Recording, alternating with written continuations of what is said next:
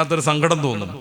ഏറ്റവും ഉന്നതന്മാരെന്ന് ഖുർആൻ പറയുന്ന ഈ ഉമ്മത്ത് എല്ലായിടത്തും അമാന്യമായി ജീവിക്കാൻ ശ്രമിക്കുക. ഞാൻ ടോട്ടലായിട്ട് പറയല്ല, ജനറൽ ചെയ്ത് പറയുമല്ല. ഒരാൾ പോലും വികൃതിത്തരം കാണിക്കാൻ പാടില്ലാത്ത ഉമ്മത്തിൽ ചില ആളുകളൊക്കെ ഇങ്ങനെ എല്ലാ തോന്നിയാസത്തിലും പിടിക്കപ്പെട്ടുകൊണ്ടിരിക്കുക. അത്രമേൽ മലീമസമായൊരു കാലത്താണ് നമ്മൾ ജീവിക്കുന്നത്. പ്രലോഭനങ്ങളെ അതിജയിക്കാൻ നല്ല ശക്തി വേണം. അതൊക്കെ അറിയാം, അതൊക്കെ മനസ്സിലാക്കിക്കൊണ്ട് തന്നെയാണ് ഇത് പറയണത്. ഒരാൾ പോലും വികൃതം പ്രവർത്തിക്കാൻ പാടില്ലാത്ത, വൈകൃതം ചെയ്യാൻ പാടില്ലാത്ത ഈ ഒരു ഉമ്മത്തിൽ പല ആളുകളെയും പല പേരുകാരെയൊക്കെ നമ്മൾ അതിലിങ്ങനെ കാണുകയാണ്. തീർച്ചയായിട്ടും തിരുത്തേണ്ടതാണത്.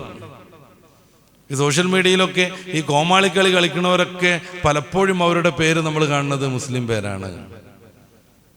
ദൂരേക്ക് പോവുക, എന്നിട്ട് മഞ്ഞുവാരി വലിച്ചെറിയ, എന്നിട്ട് അയൽവാസികളാവുന്ന പാത്തൂനെയും ഖദീജൂനെയൊക്കെ വിളിച്ചുകൊണ്ടിരിക്കുക.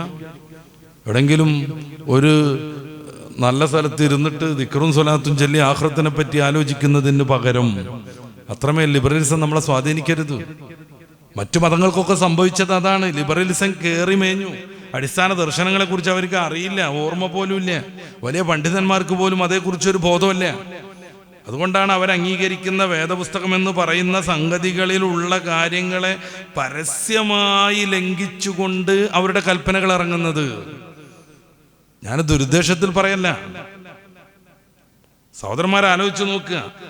പെണ്ണിനോടെന്ന പോലെ പുരുഷനോടൊപ്പം ശയിക്കുന്നവൻ മ്ലേച്ഛനാണ്, അവനെ നഗരാതിർത്തിയിൽ പുറത്തു കൊണ്ടുപോയിട്ട് ഒഴിവാക്കണം എന്ന് പറയുന്ന ബൈബിൾ ഉണ്ടായിരിക്കെ മാർപ്പാപ്പയ്ക്ക് ഫത്വ കൊടുക്കേണ്ടി വരുന്നു. എല്ലാ ഇടവകകളിലും ആണും ആണും തമ്മിലുള്ള കല്യാണത്തിനും പെണ്ണും പെണ്ണും തമ്മിലുള്ള കല്യാണത്തിനും അവിടെയുള്ള അച്ഛന്മാർ നേതൃത്വം കൊടുക്കണം, അനുഗ്രഹ പ്രാർത്ഥന നടത്തണം, കുർബാന കഴിക്കണം എന്ന്. പെണ്ണിനോടൊപ്പം പെണ്ണിനോടെന്ന പോലെ ആണിനോടൊപ്പം ശയിക്കുന്നവൻ മ്ലേച്ഛനാണെന്ന് പറയുന്ന പുസ്തകം ഉണ്ടായിട്ടാണിത്. ഞാൻ അവരെ ആക്ഷേപിക്കാനല്ലത് പറയണത്. ഈ താന്തോന്നിത്തം ലിബറലിസം മതങ്ങളെയും മതഗ്രന്ഥങ്ങളെയും എത്രമേൽ സ്വാധീനിക്കുന്നു എന്നതിനൊരു ഉദാഹരണം പറഞ്ഞതാണ്. ഈ ഗ്രന്ഥവുമായി ബന്ധപ്പെട്ട് ഇനിയും കുറേ പറയാനുണ്ട്. അങ്ങനെ തന്നെ അതിലൊരു പ്രയോഗം ഉണ്ടല്ലോ, ഇനിയും പറവാനുണ്ട്. യോഹന്നാൻ സുവിശേഷത്തിന്റെ 16-ാമത്തെ അധ്യായത്തിൽ കാണാം, ഇനിയും പറവാനുണ്ട്. ഞാൻ സൂചനയ്ക്ക് വേണ്ടി മാത്രം പറയുന്നു. അത് ധാരണം ചെയ്യുന്ന ഒരു വേദിയൊന്നുമല്ല. അതുകൊണ്ട് വല്ലാതെ അത് പറയേണ്ട കാര്യം എനിക്കില്ല. ഈ താന്തോന്നിത്തം ലിബറലിസം തോന്നിയതുപോലെ അടിച്ചു പൊളിച്ച് ജീവിക്കൽ, ഇത് എത്രമേൽ മതഗ്രന്ഥങ്ങളെ പോലും സ്വാധീനിക്കുന്നു. അത് വിശുദ്ധ ഇസ്ലാമിലേക്ക് കയറി വരാൻ പാടില്ല. ശ്രദ്ധയോടുകൂടെ നമ്മൾ കാവൽ നിൽക്കണം. നമ്മുടെ മക്കളിലേക്ക്, പൗത്രരിലേക്ക് ഇത്തരം ലിബറൽ ചിന്താഗതികൾ വരുന്നതിനെതിരെ ശക്തമായ നിലപാടുകൾ എടുക്കാൻ നമുക്ക് സാധിക്കണം. അല്ലെങ്കിൽ മറ്റു മതങ്ങൾക്കൊക്കെ സംഭവിച്ചതുപോലെയുള്ള ആന്തോളനങ്ങൾ പരിശുദ്ധമായ ദീനിലും വന്നേക്കും, അടിസ്ഥാനപരമായി അല്ലെങ്കിൽ പോലും. എല്ലാ തോന്നിയാസവും കുറെ നേതൃരംഗത്തുള്ള ആളുകളൊക്കെ അതിൻ്റെ മുന്നിൽ നിൽക്കുക. വലിയ വലിയ തറവാടുകൾ, സമൂഹം ആദരിക്കുന്ന തറവാടുകൾ, സമൂഹം സ്നേഹത്തോടുകൂടെ കാണുന്ന തറവാടുകൾ, അവിടെ ഈ തോന്നിയാസങ്ങളുടെ കുത്തരങ്ങായിട്ട് കല്യാണങ്ങൾ നടക്കുക. തോന്നിയാസങ്ങളുടെ കുത്തരങ്ങായിട്ട് കല്യാണങ്ങൾ നടക്കുക. ആദരിക്കപ്പെടുന്ന സയ്യിദ് തറവാടുകളിലൊക്കെ ഇതുപോലെ അങ്ങനെയൊന്നും ആലോചിക്കാൻ പറ്റാത്ത അത്ര വിശുദ്ധമായിരുന്ന പരമ്പരയിൽ ജനിച്ചവരും പറന്നവരും എല്ലാ ഡാൻസും കൊട്ടും പാട്ടും കരിമരുന്നും കൂടിച്ചേരലും ആണും പെണ്ണും സ്റ്റേജിൽ കയറലും ആണും പെണ്ണും പുതിയ ലോകത്ത് കാണുന്ന കല്യാണത്തിൻ്റെ പേക്കൂത്തുകളെല്ലാം സംയുക്തമായി നിർവഹിച്ച് സർവരും കാൺകെ ഇതൊക്കെ ചെയ്തുകൊണ്ട് അത് വീഡിയോ എടുത്ത് പുറത്ത് വിട്ട് സമൂഹത്തെ മാനം കെടുത്താൻ ശ്രമിക്കുക. ദുരുദ്ദേശത്ത് പറയല്ല, പരിശുദ്ധമായ ദീനിനോടുള്ള സ്നേഹം കൊണ്ട് പറയുന്നു. ജനങ്ങളിൽ സ്വാധീനിക്കാൻ പറ്റുന്ന ആളുകൾ, അത് ഏത് തറവാട്ടുകാരാണെങ്കിലും ഏത് പണ്ഡിതനാണെങ്കിലും ഏത് നേതാവാണെങ്കിലും, ദീനിൻ്റെ ഏറ്റവും നല്ല പ്രയോഗവൽക്കരണമാകണം അവരുടെ ജീവിതം. സമൂഹം പഴച്ചുപോകും. അതിനെ തുടർന്ന് കുറേ വർത്തമാനങ്ങൾ ഞാനൊക്കെ കേട്ടു. എന്തുകൊണ്ട് നമ്മളെ കല്യാണത്തിൽ ഡാൻസ് ആയിക്കൂടാ, ആ കല്യാണത്തിനുണ്ടായല്ലോ ഒന്ന്.